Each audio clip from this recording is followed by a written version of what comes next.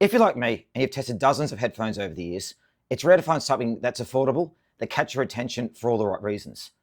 But that's exactly what's happened with the Kiwi Ears Ardor, as you can see just here. A brand known for its in-ear monitors has now stepped into the Bluetooth headphone game. And at under $100, this one has genuinely impressed me. Today, I'll take you through the full unboxing, show you how it performs in real life, and I'll tell you why it might just be the best value wireless headphones of 2025. Also guys, we're currently giving away over $4,000 of prizes. If you wish to enter, check the description and make sure you subscribe and like the video for all the latest videos. So let's start with the unboxing. Inside the box, you're greeted with the Kiwi Ears Ardor itself, a surprisingly sturdy travel case, a USB-C charging cable, and even a 3.5mm auxiliary cable for wide listening. There's no unnecessary fluff, just all the essentials, all well packaged and ready to go. The headphones fold down neatly as well, and at just 286 grams, they're lightweight enough for travel, but still feel solid in the hand. Now guys, putting them on, the first thing you'll notice is comfort. The vegan leather pads are soft and thick, forming a seal around the ear without creating pressure points. And even after long listening sessions, and I've worn these for over 8 hours straight, would you believe, they stay comfortable. If you're commuting, gaming, or flying long haul, these are the kind of headphones that won't make you constantly shift or adjust. And if you have a look at the headphones just here as well, you can see how comfortable they are. You've got the comfortable band just there. They do completely adjustable, and you've got all the functions on the back there. So you can activate the noise cancelling, turn up volume, turn down volume. They're very good to use, very comfortable, and very lightweight as well. So guys, if you do love the video as well, we've also got links for these in the description below where you can purchase them yourself. But look at that lovely charging case as well. Isn't it nice? Even the presentation on these is absolutely lovely. And they are just there. Let's talk about performance. The Ardor features a dual dynamics driver setup, a 40mm driver handling the mids and basses, and a 10mm driver enhancing treble and detail. And it absolutely shows. From the first listen, I was surprised at just how balanced the sound signature is. The bass has depth and weight, but never overwhelms. It rumbles when needed, but is tight and controlled. The mids are really the start of the show here. Instruments and vocals come through with exceptional clarity, better than some headphones I've tested at double the price. And up top, the treble is crisp with just enough sparkle to keep things lively without becoming fatiguing. The soundstage is also worth highlighting. It's not just wide, it's immersive. You get that dome-like space where instruments feel layered and separated. Spatial audio is also supported. And while it's subtle, it can give that added dimension to movies or certain tracks. Honestly, even without spatial mode, the imaging is impressive. For under $100, the Ardor punches way above its weight in this department.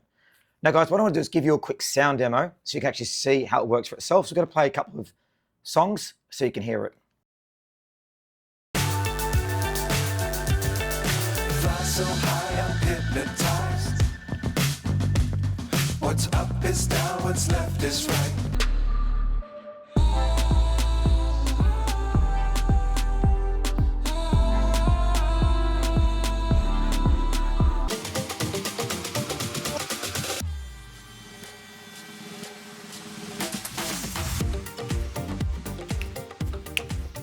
Oh, sorry. How was that? Don't they sound absolutely fantastic? You can see the sound quality coming through, and when these are on your head, it is quite exceptional. But guys, it's not just the sound. Let's talk battery life. This thing boasts a massive 1100 milliampere battery, good for up to 140 hours with ANC off and 72 hours with ANC on. That's not a typo. I've been using these for a week without charging, and they're still going strong. It's the kind of battery life that you just don't notice you rely on. Even a 10-minute charge gets you up to 8 hours of playback, which saved me on more than one occasion when I was heading out the door. Testing out the Kiwi Ears Ardor outside. And as you can see, the sound is absolutely fantastic. There's construction noise going up there, and I can't hear a thing about what's going on. As you can see, they fit so nicely on my ears. It's lovely to sit out here and relax. So I'll use them outside in a pool. Great music. Just seen this at Fleetwood Mac. The music sounded great. That's London house music. It was absolutely fantastic.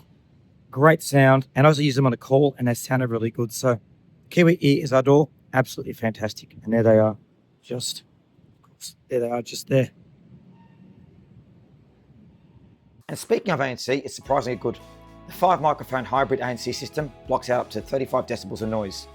And whilst not quite Bose level, it easily handled everything from traffic to noisy gym machines.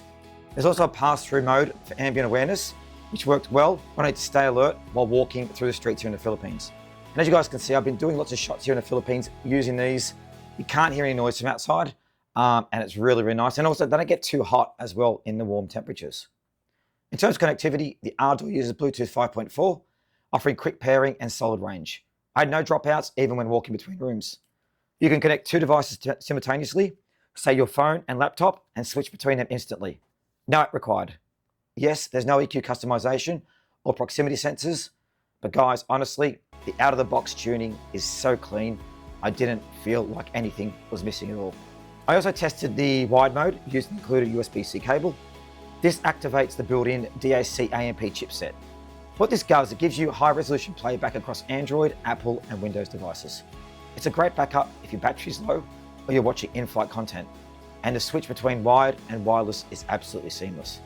The one area where you'll feel the price point a bit is in the build. It's very good looking, yes, but it is plastic. The materials feel slightly cheaper than premium offerings, but unless you're rough with the gear, I don't see it being a problem. That being said though, I did drop these, and because of the build, they didn't break at all, and they will last a long time as well. The case also helps you keep protected during travel, and everything from the height hinge to the headband adjustment still feels stable enough for daily use. So guys, how does the Kiwi Ears Ardor compare to dozens of headphones I've reviewed on the channel? Honestly, it's right there with the best in the budget category. You get outstanding battery life, dual drivers with real audio separation, decent ANC, great comfort, and both wireless and wide support, all for under $100. It's crazy. If they'd added LDAC or aptX support, this could have been an absolute killer. But even with the SBC and AAC, the performance is surprisingly refined. And I've loved listening to these. So whether you're a casual listener, a frequent traveler, or just someone who wants audiophile sound without the price tag, the Kiwi Ears Ardor is well worth checking out. I'm excited to see what Kiwi Ears does next in a wireless space, because this one is a heck of a debut, and I'm glad I reviewed it. Guys, if you found the review helpful, make sure you give it a thumbs up, subscribe for more honest tech reviews, and hit the notification bell so you don't miss another one. We also have links below in case you wish to purchase it, and remember to join the giveaway, where we're giving away over $4,000 worth of prizes. And let me know in the comments, are you using the Ardor, or do you have another budget pair you think I should check out? Anyway, I'm going to take these now, jump back out in the Philippines. Thanks for watching. Thanks for joining us here, and Andy at Mr. Yoo-Hoo.